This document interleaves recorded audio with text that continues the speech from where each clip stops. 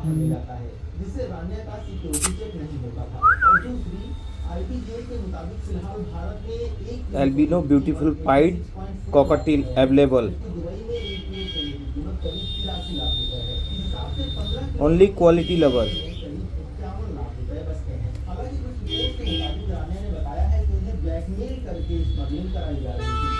DRI के अधिकारियों को शक है कि रानिया राव सोने की तस्करी के किसी बड़े नेटवर्क का हिस्सा हो सकती है। पुरुषों को दुबई